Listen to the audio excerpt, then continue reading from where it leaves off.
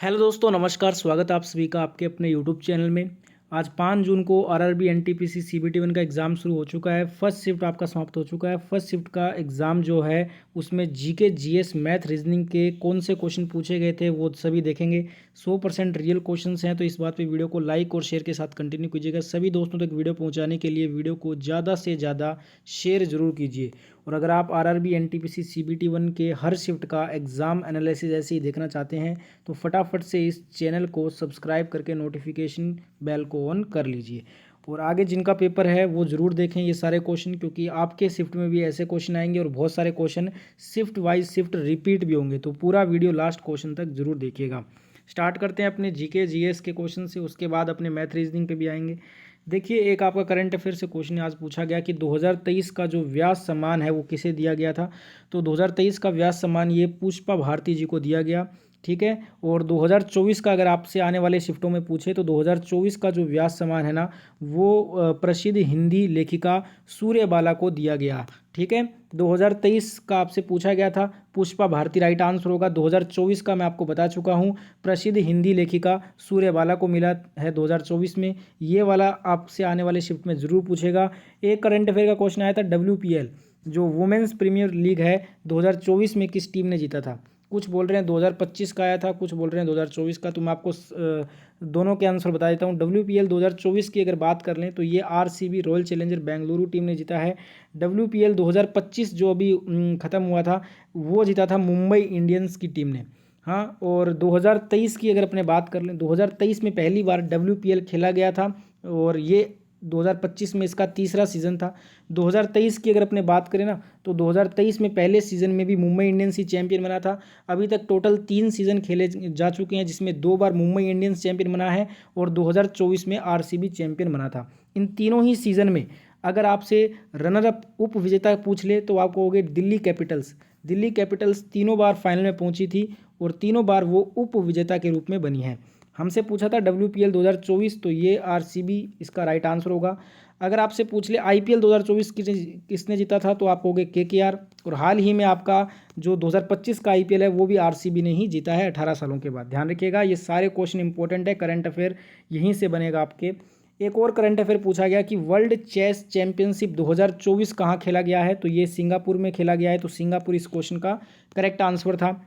एक क्वेश्चन आया था कि अनुच्छेद 32 से आपसे पूछा गया था कि अनुच्छेद 32 ये किससे संबंधित है, तो ये संवैधानिक उपचारों के अधिकार से संबंधित है। तो संवैधानिक उपचार ये आपका राइट आंसर था। एक आया था अनुच्छेद 200, अनुच्छेद 200 किससे संबंधित है, तो ये दोस्तों विधेयकों बिल्स की स्वीकृति से संबंधित है। तो ये आपका राइट आंसर था। एक बाबरनामा से पूछा गया कि बाबरनामा को जो है वो किस भाषा में लिखा गया, तो ये तुर्की भाषा में लिखी हुई है, ठीक है। और आपको बताना है कि बाबरनामा को किसने लिखा था, जिनको भी पता है कमेंट करके बताइएगा। एक प्रधानमंत्री जनधन योजना वाला पूछा गया कि प्रधानमंत्री जनधन योजना कब शुरू हुई थी, तो ये सन 2014 में शुरू की गई थी प्रधानमंत्री जनधन योजना, ठीक है। नेक्स्ट आपसे क्वेश्चन पूछा गया था करंट अफेयर से कि असम के राज्यपाल कौन है।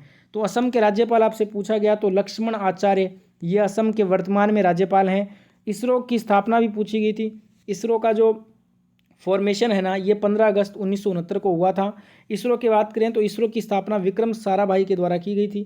वर्तमान में जो इसरो के अध्यक्ष है ना वो V नारायणन है, ठीक है। S सोमनाथन मत कीजिएगा, वो इनसे पहले थे। ज्वारा नृत्य पूछा गया कि ज्वारा नृत्य किस राज्य से संबंधित है। तो देखिए, ज्वारा जो नृत्य है ना ये मध्य प्रदेश राज्य से संबंधित है। और अगर लोकेशन एग्जैक्ट बात करें तो बुंदेलखंड जो क्षेत्र है मध्य प्रदेश का, वहाँ से ये संबंधित है। एक क्वेश्चन आया था नोबेल प्राइज से कि नोबेल पुरस्कार से संबंधित कोई क्वेश्चन पूछा गया था। जिनको भी एग्जैक्ट क्वेश्चन मालूम है कमेंट कर कीजिएगा। एक अनुच्छेद 293 भी पूछा गया कि अनुच्छेद 293 किससे संबंधित है, तो ये राज्यों की उधार लेने की शक्ति से संबंधित है आपका अनुच्छेद 293।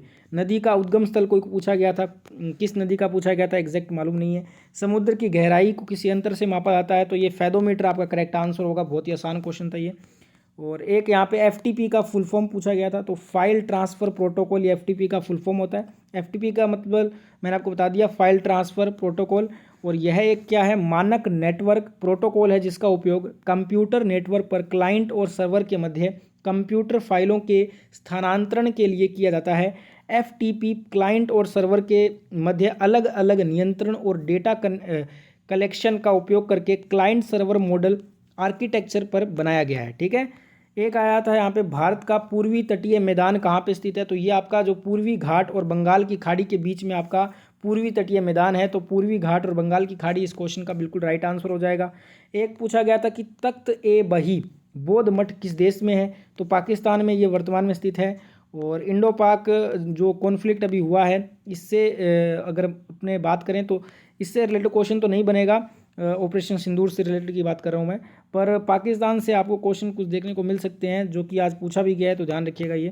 नेक्स्ट क्वेश्चन यहाँ पे करंट अफेयर का बना कि जलवायु परिवर्तन प्रदर्शन सूचकांक CCPI 2025 में कितने देशों का मूल्यांकन किया गया था, तो इसमें 64 देशों का मूल्यांकन हुआ है, तो 64 आपका राइट आंसर है। जलवायु परिवर्तन प्रदर्शन सूचकांक CCPI 2025 में 63 देशों और यूरोपीय संघ को शामिल करके कुल 64 देशों का मूल्यांकन किया गया है। अगला क्वेश्चन आया था भारत के नियंत्रक एवं महालेखा परीक्षक CAG से संबंधित कोई आर्टिकल आया था, तो इसका जो आर्टिकल है ना वो आर्टिकल 148 से 151 में मिलता है। बताइएगा कौन सा वाला पूछा गया था।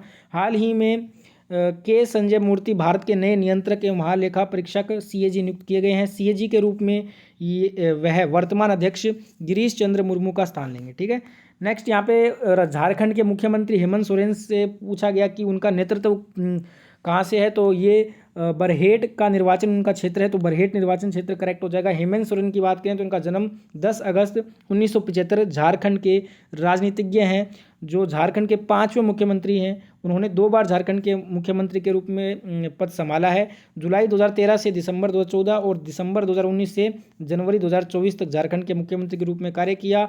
वह झारखंड के राजनीतिक दल झारखंड मुक्ति मोर्चा के अध्यक्ष भी हैं और वर्तमान में वो झारखंड के मुख्यमंत्री हैं हेमंत सोरेन। अगला क्वेश्चन यहाँ पे पूछा गया था साबरमती नदी किस भारतीय राज्य से निकलती है, तो मैं आपको बता दूं दोस्तों ये राजस्थान से निकलती है, राजस्थान करेक्ट हो जाएगा। साबरमती नदी राजस्थान के उदयपुर जिले की कोटड़ी तहसील में अरावली पहाड़ियों से निकलती है। साबरमती नदी डूंगरपुर पाली सिरोही से होकर बहती है और गुजरात के साबरकांठा जिले से होकर खंबात की खाड़ी में गिरती है। गांधीनगर गुजरात की जो राजधानी है इस नदी के किनारे ये स्थित है। साबरमती नदी की सहायक नदियाँ की बात करें तो वाकल, हाथमथी, माजम, वद्रक और सई है, ये इसकी सहायक नदियां हैं। ठीक है, एक यहाँ पे आर्टिकल 97 बताइएगा आया था कि नहीं आया था, भेजा है किसी ने। भारतीय संविधान के अनुच्छेद 97 के अनुसार यदि संसद के प्रमुख सदस्यों के वेतन और भत्ते में वृद्धि करने का निर्णय लेती है तो संसद के पास एक निश्चित अवधि के लिए वेतन वृद्धि करने का विकल्प होगा, ये इसमें निहित किया गया है। एक यहाँ पे पेड़ की जड़ में ऑक्सीजन की कमी क्यों होती है, तो ये अमोनिया और नाइट्रेट की कमी के कारण हो जाता है। एक यहाँ पे क्वेश्चन पूछा गया था 2 लोगों का कोई युद्ध पूछा गया था। अब ऑप्शन में 1785, 1717, 1718 और 1790 शायद दिया गया था। बताइएगा कौन सा वाला एग्जैक्ट युद्ध था और किन 2 लोगों की बात की गई है, जिनको भी याद अच्छे से क्वेश्चन बताइएगा। एक लोक लेखा समिति से क्वेश्चन था, एग्जैक्ट क्वेश्चन नहीं मिला है। भारतीय संसद की एक संसदीय समिति है जो सरकार के राजस्व और व्यय का लेखा जोखा रखने के लिए जिम्मेदार है। यह सरकारी खर्चों की जाँच करती है और यह सुनिश्चित करती है कि सरकार का पैसा सही तरीके से इस्तेमाल हो रहा है या नहीं हो रहा। अब बात कर लेते हैं जीके जीएस से और किस किस टॉपिक से क्वेश्चन बने हैं। करंट अफेयर की अगर स्पेशली मैं बात करूं यहाँ तो एक करंट अफेयर 2023-24 का पूछा गया है। मोस्टली क्वेश्चन 24 के हैं पर कुछ क्वेश्चन 23 के देखने को मिले हैं। आर्टिकल से सबसे ज़्यादा क्वेश्चन आए हैं, योजनाओं से भी 1-2 क्वेश्चन मिले हैं।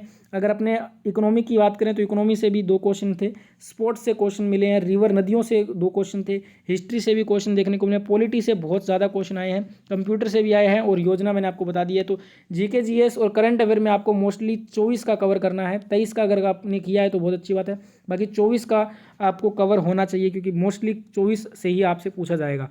मैथ्स की बात कर लें तो यहाँ पे time and work, CI, SI, boat and stream, simplification, trigonometry से बहुत कम क्वेश्चन आए हैं। Profit and loss, percentage, mensuration, time and speed, percentage, circle, number system, algebra, इन सभी टॉपिक से क्वेश्चन आज देखने को मिले, पर सबसे ज़्यादा क्वेश्चन आए थे बोट एंड स्ट्रीम से। ये टॉपिक से आपके 3 से 4 क्वेश्चन बने थे। ट्रिग्नोमेट्री से काफ़ी कम क्वेश्चन है।